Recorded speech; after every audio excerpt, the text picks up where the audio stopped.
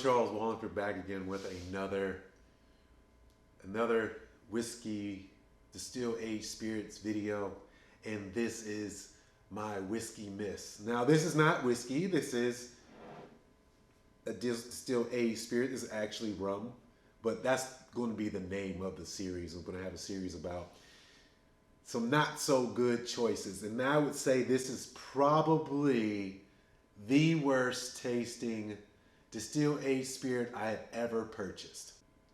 How can somebody like me make a mistake this big? How can somebody like me that is supposed to know what they're talking about, somebody like me who maybe even would call themselves an expert, how can they get it so wrong? This is weird for me. This is unusual for me.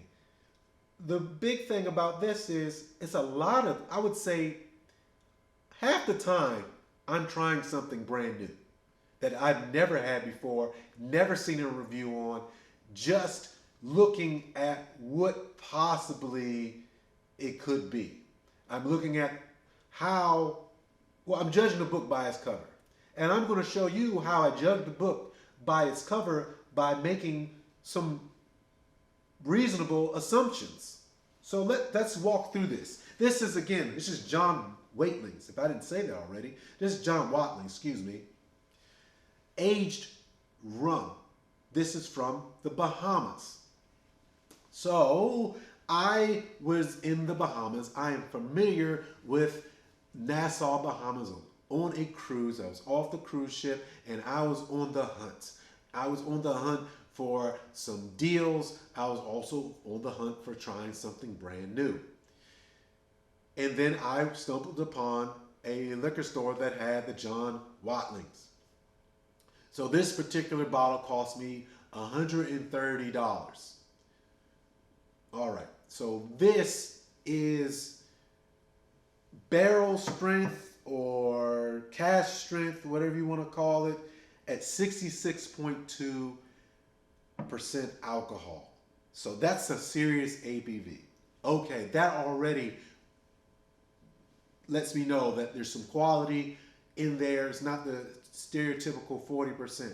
Also, it lets me know there's more alcohol in here, so you maybe can stretch what we have. Then on top of that, it's $130. $130 for rum. Rum is rather cheap. Rum does not cost a lot to make, and it's easy to make. So if you're going to have something that's easy to make and you're going to charge $130, you must be real confident in your product. Then on top of that, it was $130, and this is a Bohemian product. So we cut out the middleman. I cut out the middleman by buying something in that country. And the Bahamas isn't big, so it's not like I went to what do I want to say? Bahamas not that big. It's not much traveling to ship this. So cutting out the middleman, one thing, and then it's not much to do to ship this to where the liquor store is. So that's a cost that's not being applied. And it's still $130. And here, let me put it this way. I have a perfect example. The same day, I bought this. This is Appleton Estate rum. If you're not familiar with Appleton Estate rum, it's a very good rum. I highly recommend it. I haven't tried this yet. Maybe I'll do a cold review on this sometime soon. This is a 21-year-old rum. This cost me $100. A 21-year-old rum by an established company. Appleton Estate is much larger than John Watling. Yet this costs less than this.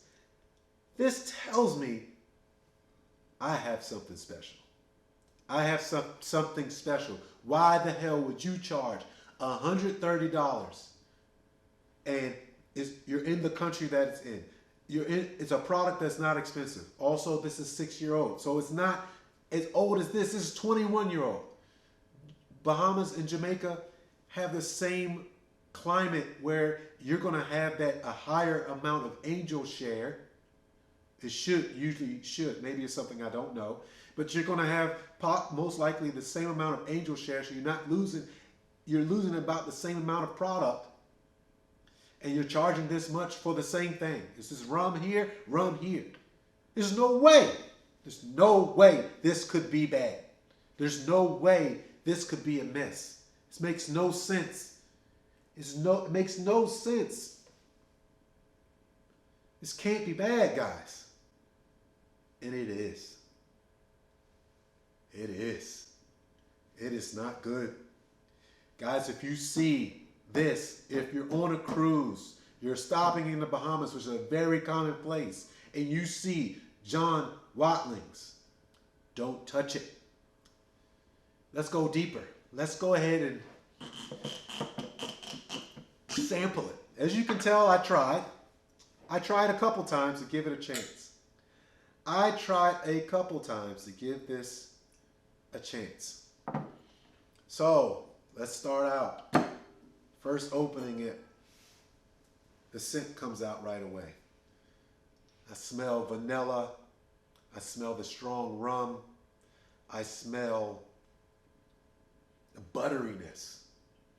And you're thinking, wait a minute, time out, Charles. What are you talking about? This is bad. How can it be bad and you smell all that? Then, take a little scent, get closer. Putrid fruit. Take some apples, take some bananas, take some pears. Put them in a container, seal that container up, and leave it in that container for about 2 weeks, 3 weeks. That's what I smell. I smell putrid fruit. Yep. Putrid fruit. I smell all those other good things that should be in a good rum, but that's what I'm getting out of it. That's what I've tried, guys. I tried and said, let me wait, let me try it again, let me wait, let me try it again. No, and I really wanted to give this a try because my wife was with me when I purchased this, and she looked at me like, what are you buying? She knows just a little bit.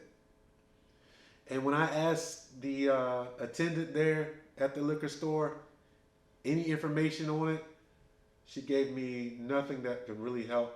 All the information that says that she had no idea what she was doing. She told me that, oh man, because I asked, how old is this? And she couldn't tell me. Later I read and looked up, and it's a 6-year age statement on here, written really small. But she was like, oh, it's established in 1789. It's very old. And my wife was like, oh no, we need to leave. I was like, no. This can't be that bad. They're charging $130 for a brand that no one knows about in a country that it's made it from. And it's not crazy to think that good rum can come out of the Caribbean, such as the Bahamas. No, ma'am, I know what I'm doing. I know more than you. And that's why I keep trying it, and I get the same result. This stuff is bad. And not only have I mixed this, I've tried it with ice, I've added water, I've made it into a mixed drink. No. You know why?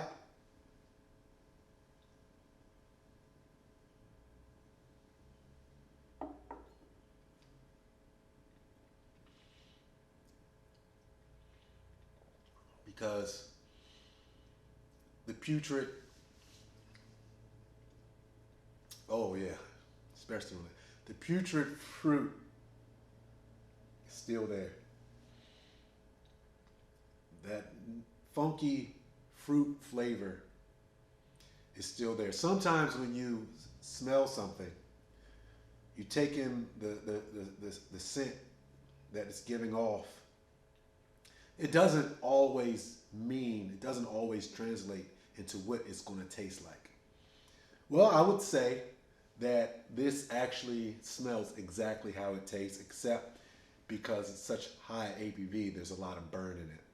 There's a high ABV, so I can't knock it for having this much burn. However, and when I tried to add water to it, it made it worse.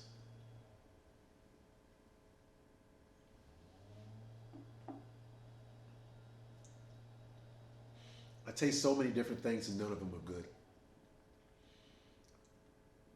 None of them are good. And it has so much promise. This has a wonderful viscosity. I've never seen viscosity this nice on anything I've had in quite a while. The legs are still there. They're still hanging on.